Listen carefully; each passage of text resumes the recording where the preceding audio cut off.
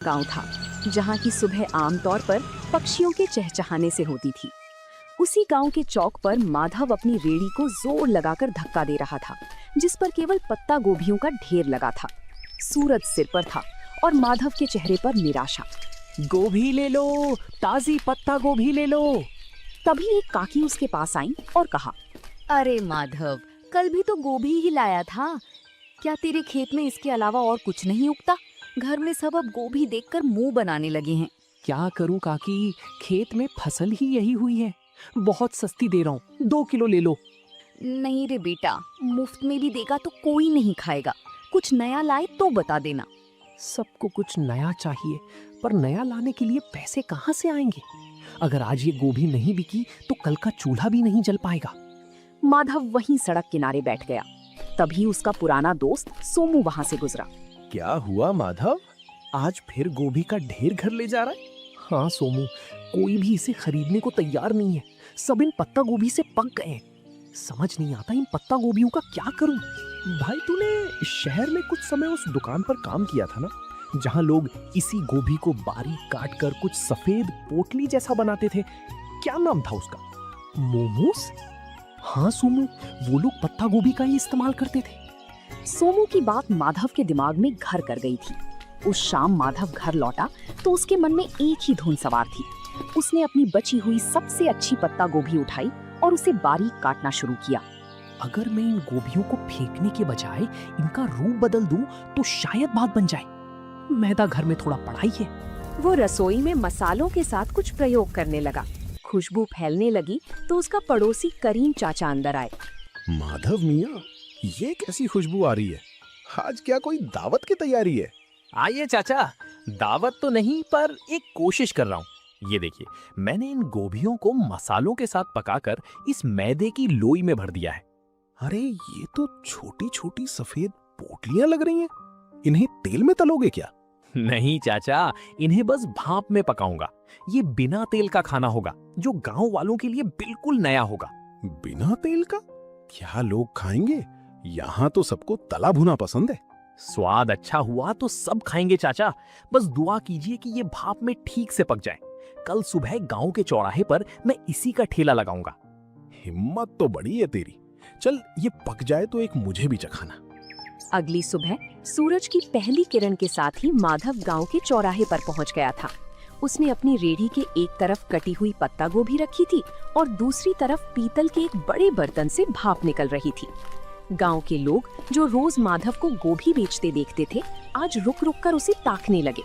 तभी गांव का हलवाई बनवारी उसके ठेले पर आया और कहने लगा, अरे माधव, आज तेरा ये पत्ता गोभी का ठेला बड़ा चमक रहा है। ये बड़े बर्तन में क्या उबाल रहा है भाई? सुबह सुबह चाय बना रहा है क्या? नहीं बनवारी भाई, ये चाय नहीं है, इसे मोमोस कहते हैं। शहर का बड़ा मशहूर नाश्ता है। आज पहली बार अपने गांव में लाया हूँ। मो क्या? नाम तो बड़ा अजीब है, पर खुशबू बड़ी सौंधी आ रही है। इसमें डाला क्या है? वही अपनी ताजी पत्ता गोभी है भाई, बस बनाने का अंदाज नया है। ये देखिए, साथ में ये लाल चटनी भी है। तभी गांव का एक बुजुर्ग उसके पास आया और उसने कहा, बेटा, ये दिखने में तो बड़ा कोमल लग रहा है। क्या ये बुजुर्गों के खाने लायक है? मेरे दांत अब सख्त चीजें नहीं चबा पाते। बाबा, ये तो मुंह में जाते ही घुल जाएगा। ये भाप में पका है, बिल्कुल रूई जैसा नरम।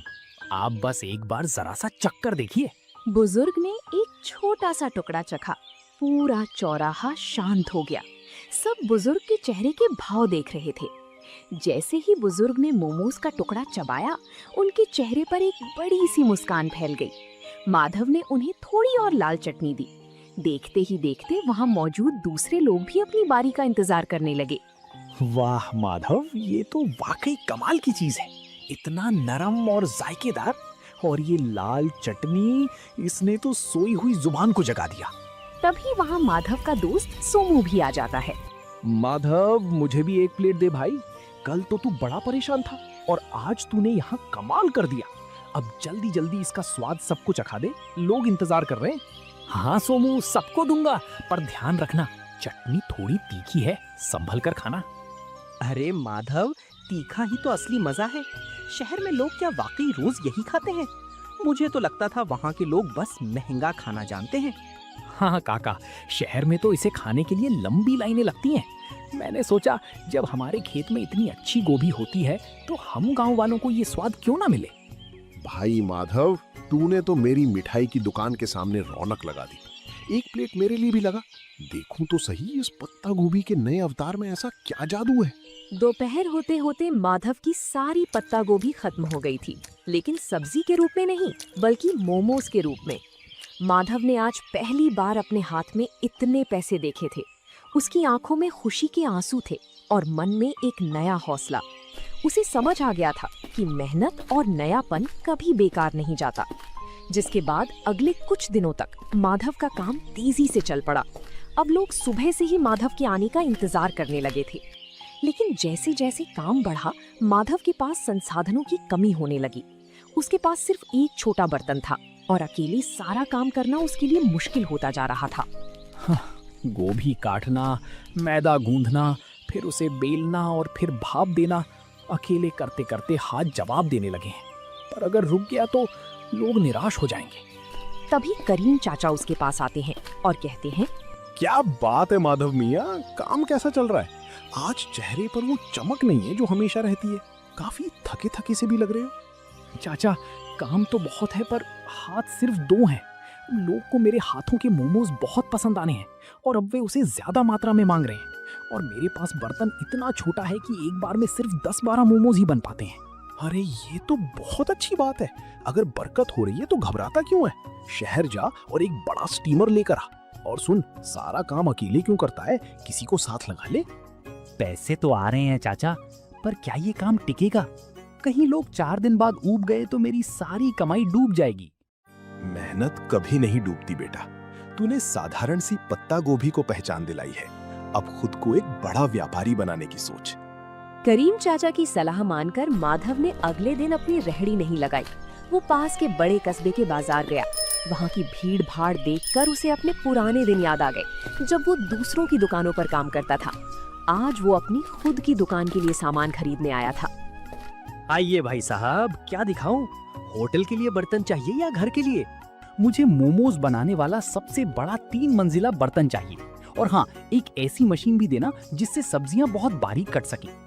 बड़े बर्तन की मांग तो बहुत है। आप कहाँ से आए हैं? शहर में दुकान खोल रहे हैं क्या? नहीं साहब, गांव में मेरा छोटा सा मोमोज बेचने का काम है। वहाँ लोगों को उसका स्वाद बहुत पसंद आ रहा है। ये तो बड़ी अच्छी बात है।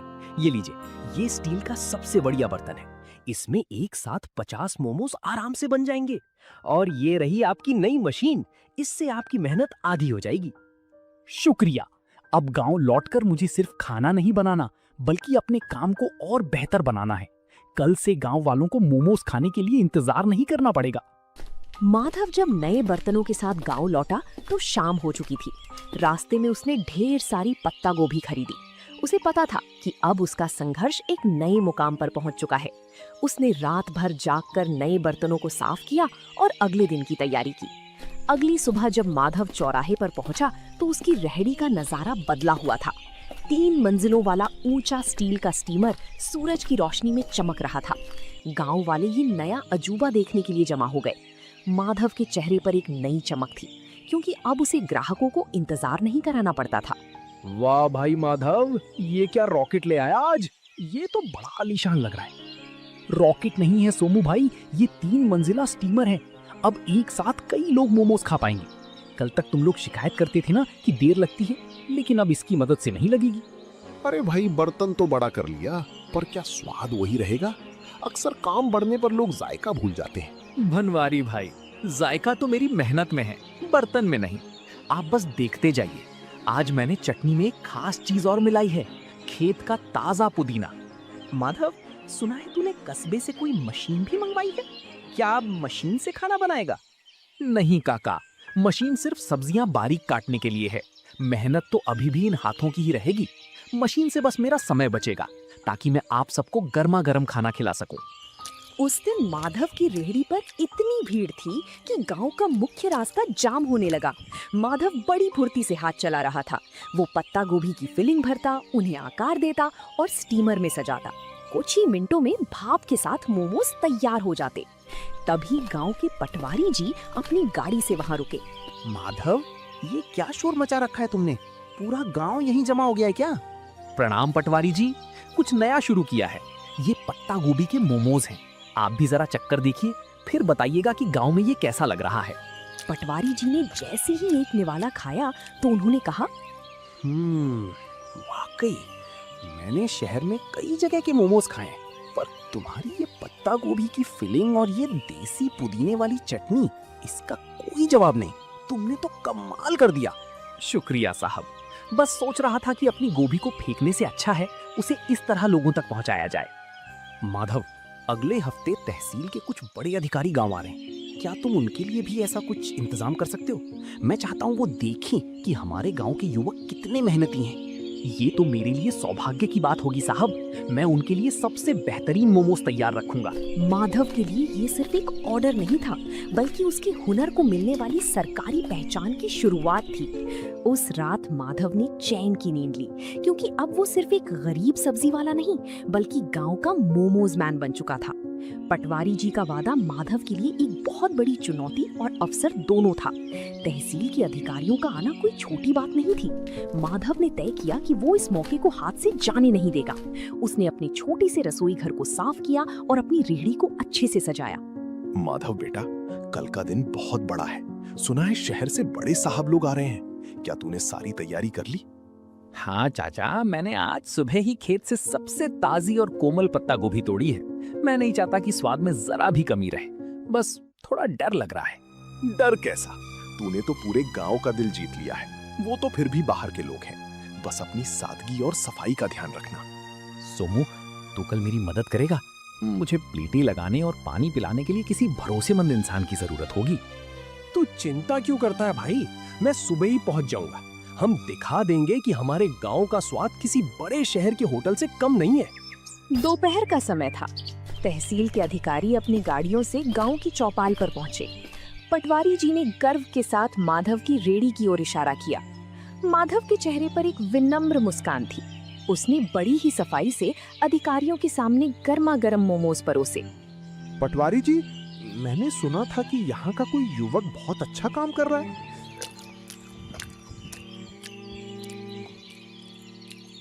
अरे ये तो वाकई लाजवाब है। इतना हल्का और इतना शुद्ध स्वाद। शुक्रिया साहब, ये सब मेरे खेत की पत्ता गोभी का कमाल है। मैंने इसमें कोई बनावटी मसाला नहीं डाला है। हैरानी की बात तो ये है कि गांव के माहौल में तुमने इतनी सफाई और हाइजीन का ध्यान रखा है। तुम्हारा ये तरीका वाकई काबिले तारीफ है। माधव, क्या तुम कभी शहर आकर अपना स्टॉल लगाना चाहोगे? वहां तुम्हें और भी बड़ा बाजार मिल सकता है। साहब, शहर में तो बहुत लोग हैं। मैं चाहता हूँ कि मेरे गांव के लोगों को यहीं पर अच्छी और नई चीजें खाने को मिले। मैं यहीं रहकर अपने काम को बड़ा बनाना चाहता हूँ। बहुत खूब। तुम्हारी ये सोच देखकर अच्छा लगा। हम तुम्हारी मदद करेंगे ताकि तुम एक छोटी सी पक्की दुकान खोल सको। हमें ऐसे ही मेहनती युवाओं की जरूरत है। अधिकारियों ने न केवल पेट भर खाया, बल्कि जाते समय माधव की काफी तारीफ भी की। उस दिन माधव को समझ आया कि सफलता के लिए गांव छोड़ना जरूरी नहीं, बल्कि अपनी जगह रहकर कुछ अलग करना जरूरी है। अधिकारियों की मदद और अपनी मेहनत की कमाई से माधव ने आखिरकार गांव के मुख्य चौराहे पर एक छोटी सी पक्की दुकान किराए पर ले ली। अब उसे धूप और बारिश में रेहड़ी खड़ी करने की चिंता नहीं थी। उसने अपनी दुकान का नाम रखा माधव का देसी जायका। दुकान की दीवारों पर उसने खेत और गांव के सुंदर चित्र बनवाए थे। अरे भाई माधव, अब तो तू सेठ बन गया। इतनी सुंदर दुकान और वो भी गांव के सबसे मुख्य मोड़ पर। अब तो हमें बैठने के लिए कुर्सियां भी मिलेंगी। सेठ नहीं बनवारी भाई, बस आप सबका प्यार है। दुकान पक्की हो गई है तो क्या हुआ, स्वाद तो आज भी वही मिट्टी से जुड़ा रहेगा। आइए, आज उद्घाटन के दिन पहली प्लेट आप ही के नाम। माधव मियाँ, देख रहे हो, जहाँ तू कभी गोभी का ढेर लेकर उदास बैठा रहता था, आज वहाँ तेरे नाम की धूम मची है। मैंने कहा था ना, गोभी को पहचान तूने दी है। चाचा, ये सब आपकी बातों का ही असर है। अब मैंने सोचा है कि मैं गांव के 2 और बेरोजगार युवकों को यहाँ काम पर रखूंगा। उन्हें मैं खुद ट्रेनिंग दूंगा ताकि वो भी अपना हाथ साफ कर सकें। बहुत नेक ख्याल है बेटा। तरक्की वही है जो सबको साथ लेकर चले। वक्त बीतता गया और माधव की दुकान अब केवल सोनापुर ही नहीं बल्कि आसपास के 10 गांवों में मशहूर हो गई। लोग दूर दूर से उसके पत्ता गोभी मोमोज खाने आने लगे। माधव ने कभी अपनी गुणवत्ता से समझौता नहीं किया। वो आज भी रोज सुबह अपने खेत से ताजी गोभी खुद तोड़कर लाता था। माधव भाई, आज तो शहर से भी कुछ लोग आए थे। कह रहे थे कि सोशल मीडिया पर तुम्हारी दुकान की बड़ी चर्चा है। अब तो तुम्हें शहर में भी ब्रांच खोल लेनी चाहिए। सोमू, शहर की चकाचौंध अपनी जगह है, पर जो सुकून इस गांव की हवा और अपनों के बीच काम करने में है वो कहीं नहीं। मेरा मकसद सिर्फ पैसा कमाना नहीं था, बल्कि अपनी मेहनत को एक नई दिशा देना था। तुमने वाकई साबित कर दिया कि अगर इरादा पक्का हो तो एक गरीब सब्जी बेचने वाला भी अपने हुनर से तकदीर बदल सकता है। मेहनत का कोई विकल्प नहीं होता सोमू। आज जब मैं पीछे मुड़कर उन पत्ता गोभी से भरी रेहड़ियों को देखता हूँ तो मुझे गर्व होता है कि मैंने हार नहीं मानी। तो दोस्तों, आप लोगों को ये कहानी कैसी लगी कमेंट करके जरूर बताएं और ऐसी कहानियों को देखने के लिए वीडियो को लाइक करें और चैनल को सब्सक्राइब करें।